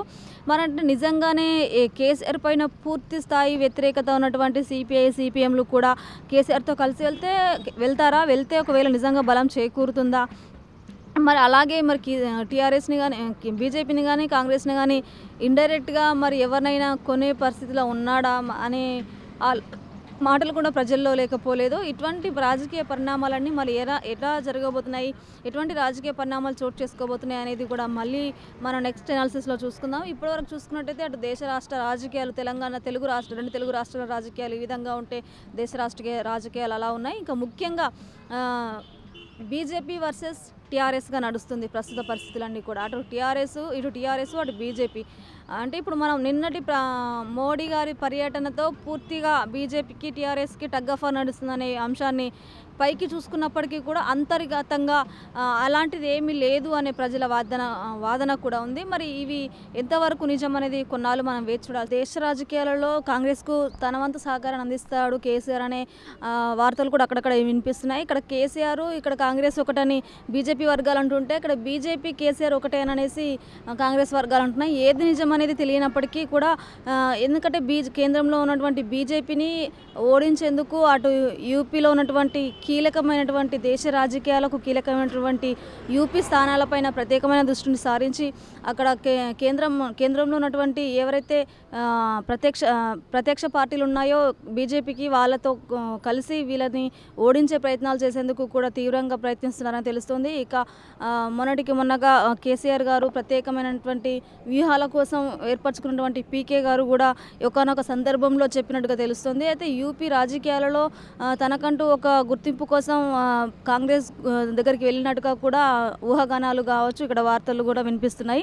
ఇకపోతే యూపీ అనే రాష్ట్రం అనేది ఒక దేశ రాజకీయాలలో లీడ్ చేయాలనే వాళ్ళకి ప్రత్యేకంగా ఒక పట్టు కావాల్సిన రాష్ట్రం కాబట్టి దానికి సంబంధించి యూపీలో అనేకమైనటువంటి రాజకీయ పరిణామాలు చోటు చేసుకుంటున్నాయి. ఇక రాజకీయాలలో చూసుకున్నట్టయితే ఎవరైతే రాష్ట్రానికి సంబంధించినటువంటి కేసీఆర్ ఉన్నారో వారు కూడా దేశ రాజకీయాలలో తన సత్తా చాటుతారనే విషయాలు కూడా చాలా ప్రచారంలో ఉన్నాయి. ఇక అక్కడ ఏదైతే భూమి పూజ చేశారో టీఆర్ఎస్ పార్టీ కార్యాలయానికి, అది నిజంగా ఎటువంటి వ్యూహాలతో కేసీఆర్ ముందుకెళ్తున్నారు, రాజకీయ చాణక్యుడిగా తనకంటూ ఒక పేరుంది కాబట్టి తన చాణక్యతను చాటుకుంటారా? మొన్న నిర్మలా సీతారామన్ గారు ప్రవేశపెట్టినటువంటి బడ్జెట్ విషయంలో కూడా చాలా వివాదాలే రేకెత్తాయి. ఇక చూసుకుంటే కేసీఆర్ గారు ఇది డొల్లా బడ్జెట్, దీనివల్ల ఏ ఉపయోగం లేదు, పని కోసం పెట్టుకున్న బడ్జెటే తప్పించి పేద ప్రజలకు కావచ్చు, బలైన బడుగు వర్గాలకు ఎటువంటి ఉపయోగం లేదు దీనివల్ల అని కూడా, అట్లాగే సీతారామన్ గారి పైన కూడా చాలా ఘాటైన వ్యాఖ్యలు చేసిన సందర్భాలు మనం చూసాము. దానికి సంబంధించి బీజేపీ వర్గాలు కూడా చాలా ఘాటుగానే స్పందించారు. ఇంకా ఇదంతా ఒకెత్తైతే అంతకుముందు రాజకీయాల పరిస్థితులలో కేసీఆర్ గారు ఒక ప్రెస్ మీట్లో రాజ్యాంగాన్ని మార్చాలి అనే ఒక పెద్ద మాటని, అది చాలా దుమారమే రేగింది. అంటే రాజ్యాంగాన్ని మార్చాలి అనే మాట ఓన్లీ కేసీఆర్దేనా, కేసీఆర్ వెనకాల ఇంకేమైనా శక్తులు ఉన్నాయా? అంటే రాజ్యాంగాన్ని సవరించే ఆలోచనలు ఇప్పటి వరకు ఉన్నాయో దాదాపు 70 ఏళ్ళ భారతదేశ చరిత్రలో కేవలం ఒక 100కు పై చిలుకు సార్లు రాజ్యాంగాన్ని సవరించినట్టుగా కూడా మనకి ఎవరైతే నిపుణులు ఉన్నారో వాళ్ళు చెప్తున్న సంఘటనలు ఉన్నాయి. కానీ రాజ్యాంగాన్ని సవరించడమే తప్పించి మార్చడం అనేది లేదు. కానీ గత కొన్ని రోజులుగా జరుగుతున్నటువంటి ఈ దుమారంలో కేసీఆర్ చేసిన వ్యాఖ్యలు నిజంగా చాలా ఎత్తునే దుమారాన్ని రేపాయి. ఇక ఈ రాజ్యాంగ సవరణ కాకుండా రాజ్యాంగాన్ని మార్చాలనే పట్టుతో ఇప్పటికీ కూడా కొన్ని టీఆర్ఎస్ వర్గాలు చాలా దుమారం రేపుతున్నాయి. ఇది ఇలా ఉంటే ఇక రాజ్యాంగాన్ని మార్చాలనే ఆలోచన పైన కేవలం కేసీఆర్ మాత్రమే కాదు, ప్రతిపక్షాలు కూడా ఉన్నాయి. కానీ పైకి మాత్రమే ప్రజల్ని మభ్యపెట్టేందుకు ఇవన్నీ డ్రామాలు చేస్తున్నారని ప్రజల్లో అక్కడక్కడ వినికిడి కూడా ఉంది. అంటే రాజ్యాంగాన్ని మార్చాలని ఒక మాట ఎవరైనా అనాలి అని అంటే నిజంగా దానికి సంబంధించి చాలా అనాలిసిస్ కానీ ఉండాలి, లేదంటే ఏదైనా ధైర్యం అని ఉండాలి, ఆ స్థాయిలో వాళ్ళకి సపోర్ట్ అయి ఉండాలి. అంటే రాష్ట్ర రాజకీయాల్లో వాళ్ళు ఏం చేసినా వాళ్ళకి చెల్లుతుంది కాబట్టి ఇంత పెద్ద మాటలు మాట్లాడారా అనే దానికి స్థానం లేదు. ఎందుకంటే ఖచ్చితంగా దీనికి అటు బీజేపీ వర్గాలు కావచ్చు, ఇటు కాంగ్రెస్ వర్గాలు కావచ్చు, లేకపోతే ఎవరైనా సరే నియంత్రణ పాలన కోరుకుంటున్నారా? పక్క దేశాల్లో ఉన్నటువంటి అటు అమెరికాలో కావచ్చు, ఇటు ఏదైతే చైనా ఉందో అక్కడ అట్లాంటి నియంత్రణ పాలన కోసం ఎవరైనా ప్రయత్నాలు చేస్తున్నారా? అంటే దేశ రాజ్యాంగాన్ని కొన్ని ఏళ్ళుగా రాయబడినటువంటి, అంటే ప్రపంచ దేశాలే కీర్తించినటువంటి రాజ్యాంగాన్ని మార్చాలి అనే ఈ అంశం పైన చాలా దుమారం ఎరిగింది. అటు చాలామంది ఇంకా ఇప్పటికీ కూడా మార్చాలనే ధోరణితో ఉన్నారు టీఆర్ఎస్ పార్టీలో. ఇక బీజేపీ వర్గాలు ఖండిస్తున్నప్పటికీ కూడా వాళ్ళపైన కూడా ఆరోపణలు లేకపోలేవు. ఇవన్నీ కూడా పై డ్రామాలు, ఇవన్నీ కూడా వీళ్ళందరూ కలిసి చేస్తున్నారు. రాజ్యాంగానికి ముప్పు వాటిల్లితే తాము ఎంతకైనా తెగిస్తామని ఇటు ఆర్ఎస్ ప్రవీణ్ కుమార్ కావచ్చు, ఇటు బడుగు బలైన వర్గాలు కావచ్చు కొంతవరకు రియాక్ట్ అయిన పరిస్థితులు చూసాము. ఇంకా చాలా గట్టి స్థాయిలోనే బీజేపీ వర్గాలు కావచ్చు, కాంగ్రెస్ వర్గాలు కావచ్చు చాలా గట్టిగానే వాళ్ళు ప్రతిపక్షాలుగా వాళ్ళు ఏదైతే వాదించాలో, ఏదైతే ఖండించాలో గట్టిగానే ఖండించారు. ఇక ఈ 2 అంశాలు చాలా దుమారాన్ని రేపాయి. ఒకటి నిర్మలా సీతారామన్ గారు ప్రవేశపెట్టినటువంటి బడ్జెట్ కావచ్చు, ఇంకోటి అంబేద్కర్ గారు రచించినటువంటి రాజ్యాంగాన్ని మార్చాలి అనే అంశం కావచ్చు. ఈ 2 అంశాలు రాష్ట్రంలో నిజంగా చాలా పెద్ద దుమారాన్ని రేపాయి. తద్వారా అంతేకాకుండా రాజకీయ నాయకులు ఏదైతే క్రమశిక్షణ నియమ నిబద్ధత ఉండాలో అది లేకుండా ఏకంగా మీడియా ముఖంగా చెడు మాటలు మాట్లాడడం అది దుష్ప్రభావం ఎంతైనా రాష్ట్ర రాజకీయాలే కాదు పౌరులపైన కూడా అది చాలా చెడు ప్రభావాన్ని చూపుతుంది. ఇక రాజ్యాంగ ప్రకారం అయితే ఎవరైతే నియమ నిబంధనలతో ఒక క్రమశిక్షణతో ఉండాలో రాజకీయ నాయకుడు అటువంటి క్రమశిక్షణ అనేది లేకుండా పూర్తి స్థాయి క్రమశిక్షణ లోపించి వీళ్ళు ఏంటంటే ఏదైనా చెడు మాటలు ఏవైతే మాట్లాడకూడదో అటువంటి చెడు మాటలను మాట్లాడే ప్రయత్నం చేసి మీడియా ముఖంగా మాట్లాడి అసలు ప్రజాస్వామ్యానికి ఏం చెప్పాలనుకుంటున్నారో అర్థం కాకుండా నోటికి వచ్చినట్టుగా మాట్లాడుతున్నటువంటి రాజకీయ నాయకులు మాట్లాడుతున్నటువంటి తీర్థనలు కూడా మనం చూస్తున్నాము. ఇది ఎంతవరకైనా ఏదైనా టీవీ చూడాలన్నా ఛానల్ చూడాలన్నా వార్తలు వినాలంటే ముందుగా బూతులు వినాలి అనే పరిస్థితి ఏర్పడింది. అటువంటి పరిస్థితిలో రాష్ట్ర రాజకీయ నాయకులు ఉన్నారంటే నిజంగా ఇదొక దౌర్భాగ్యమైన పరిస్థితి అని చెప్పుకోవచ్చు. ఇక ఇవన్నీ పరిస్థితులు ఇవన్నీ ప్రజలు వింటున్నప్పటికీ కూడా వాళ్ళు ఏం చేస్తారు, ఎలా నాయకులకి బుద్ధి చెప్తారనేది ఎన్నికలు వచ్చే వరకు మనం వేచి చూడాల్సి ఉంటుంది. ఇక రాష్ట్ర రాజకీయాల పరిస్థితి కొంతవరకు ఇలా ఉంది. దేశ రాజకీయాలలో వాళ్ళు యూపీ ఎలక్షన్ల కోసం కావచ్చు, ఇంకా మిగతా రాబోయే ఎన్నికల్లో మళ్ళీ వారి స్థానాన్ని దక్కించుకునేందుకు అటు బీజేపీ గట్టిగా పోరాడుతుంటే ఇక్కడ కాంగ్రెస్ మళ్ళీ కోల్పోయిన తన శౌర్యాన్ని మళ్ళీ ప్రదర్శించేందుకు తమ పార్టీని అధికారంలో తెచ్చేందుకు వాళ్ళు గట్టి ఏర్పాట్లు చేసుకుంటున్నారు. ఇక్కడ మాయావతి లాంటి పార్టీలు కూడా చాలా గట్టిగానే పోటీకి సన్నద్ధమవుతున్నారు. ఇక ఇలాంటి పరిస్థితులలో కేసీఆర్ గారు దేశ రాజకీయాలలో వెళ్ళాలి అనుకుంటున్న తరుణంలో ఇటువంటి వ్యాఖ్యలు చేయడం నిజంగా అది తన రాజకీయానికే ఒక రకంగా ఇబ్బందికరమైన పరిస్థితులు అయితే మరో రకంగా రాష్ట్రానికి ఏమి చేయలేని కేసీఆర్ రాష్ట్రంలో ఇటువంటి మాటలు మాట్లాడుతున్న కేసీఆర్ దేశానికి ఏం చేస్తాడు, దేశ రాజకీయాల్లో ఈయనకు అంత సీన్ లేదు అనే మాటని బీజేపీ వర్గాలు అంటున్నాయి. మరి కేసీఆర్ అంటే ఏంటో చూపిస్తాను అని అంటూ కేసీఆర్ వర్గాలు కావచ్చు అటు కేసీఆర్ కావచ్చు వాళ్ళు చెప్పడం ఇది మనం వింటున్నాము. ఇకపోతే ఏదైతే కేసీఆర్ గారు చెప్పారో మన దేశంలో ఉన్నటువంటి దళిత బంధు రాష్ట్రంలో ఉన్నటువంటి దళిత బంధు కావచ్చు లేకపోతే ఇంకేదైనా కళ్యాణ లక్ష్మి కావచ్చు ఇలాంటి పథకాలన్నీ కూడా పక్క రాష్ట్రాలు అవలంబిస్తున్నారు. మా పథకాలు చాలా గొప్పవి అని ఇటు కేసీఆర్ కావచ్చు అటు కేటీఆర్ కావచ్చు చాలా సందర్భాల్లో చెప్తున్నారు. ఇక దేశ రాష్ట్ర రాజకీయాల్లో కూడా కళ్యాణ లక్ష్మి లాంటివి కానీ లేక దళిత బంధు లాంటివి కానీ తీసుకొచ్చి ప్రజలకు మేలు చేసి అప్పుడు మీరేంటో నిరూపించుకోండి అనే సవాలు కూడా ఇటు కేటీఆర్ కావచ్చు అటు కేసీఆర్ కావచ్చు గట్టిగా విసరడం మనం చూస్తున్నాము. ఇక రాజకీయ పరిణామాలు ఈ విధంగా ఉంటే ఇక రాష్ట్రంలో నిన్న జరిగినటువంటి రామానుజాచారి విగ్రహావిష్కరణ యాగశాలలో జరిగినటువంటి ఒక సంఘటన నిజంగా అది రాజకీయాల్లో కాలు దువ్వుతున్న మాటకి నిదర్శనమా లేకపోతే ప్రజల్ని మభ్యపెట్టడానికి ఇది ఒక డ్రామానా అనేది ప్రజల్లో ఇంకోస్త డైలమానే ఉందని చెప్పాలి. ఎందుకంటే దేశ ప్రధాని వస్తున్నప్పుడు ఒక ముఖ్యమంత్రి రాష్ట్ర పౌరునిగా దేశ పౌరుని మొదటి పౌరుని ఓకే నిన్న చూసుకున్నట్టయితే ఇవన్నీ ఒకలా ఉన్నట్టు రాజకీయ పరిణామాలను ఒకెత్తైతే నిన్న తెలంగాణ రాష్ట్రంలో జరిగినటువంటి రాజకీయ పరిణామాలు మరొకెత్తనే చెప్పాలి. ఇక నువ్వంటూ రాజకీయ పరంగా కాలు దూకుంటున్నటువంటి బీజేపీ కేసీఆర్ బీజేపీ వర్గీయులు కావచ్చు ఇటు టీఆర్ఎస్ కేసీఆర్ వర్గీయులు కావచ్చు నువ్వంటూ ప్రెస్ మీట్లలో కాలు దూకుంటున్న సందర్భాలు మనం చూస్తూనే ఉన్నాము. ఇక నిన్న ఇక్కడ ఎవరైతే మన రామానుజాచారి విగ్రహావిష్కరణను ప్రవేశపెట్టారో చిన్నజీయ స్వామి ప్రవేశపెట్టినటువంటి యాగశాలలో కేసీఆర్ గారు రాకపోవడం గమనార్హం. అయితే ఇంకా దేశానికి మొదటి పౌరుడైనటువంటి మోడీ వస్తున్నప్పటికీ కూడా వచ్చి తన వంతు బాధ్యతగా ముందుగా మోడీని సగౌరవంగా రిసీవ్ చేసుకోవాల్సిన బాధ్యత కేసీఆర్కు ఉన్నప్పటికీ కూడా కేసీఆర్ రాకపోవడం పైన కూడా పలు అనుమానాలు రేకెత్తించిన సంఘటన మనం చూస్తున్నాం, రేకెత్తిస్తున్నాయి కూడా. ఎందుకంటే ప్రజలు దీనిపైన పలు రకాలుగా స్పందిస్తున్నారని చెప్పాలి. ఇక మోడీ రావడం పట్ల కేసీఆర్ రాకపోవడం పట్ల చాలా దుమారం ఎరిగింది. అటు బీజేపీ వర్గాలు తనకున్న మర్యాద ఇంతే ఇంకా కేసీఆర్ ఎప్పటికీ మారడు అనే విధంగా చాలా గట్టి స్థాయిలో దుమ్మెత్తిపోస్తుంటే ఇక కేసీఆర్ వర్గాలు మాత్రం ఇక్కడ తనకు అనారోగ్యం వల్లనే రాకపోయాననే ఒక సాకుతో కార్యక్రమాన్ని గట్టెక్కించే ప్రయత్నం చేశారని కూడా అంటున్నారు. అయితే కేసీఆర్‌కి ఆరోగ్యం ఉందా, అనారోగ్యం ఉందా సంగతి పక్కన పెడితే అక్కడ కేసీఆర్ ఇంటి నుంచి కూడా అటు హరీష్ రావు కావచ్చు, ఇక్కడ కేటీఆర్ కావచ్చు ఎవరు కూడా రాలేని పరిస్థితులు ఉన్నాయని కూడా బీజేపీ వర్గాలు చెప్తున్నారు. అంటే ఒక సినిమాటోగ్రఫీకి సంబంధించినటువంటి తలసాని శ్రీనివాస్ యాదవ్‌ని అక్కడ మోడీ గారి రిసీవ్‌కి సంబంధించినటువంటి సంఘటనలో ప్రవేశపెట్టడం అనేది రాజకీయ పరంగా చర్చనీయాంశమైందనే చెప్పాలి.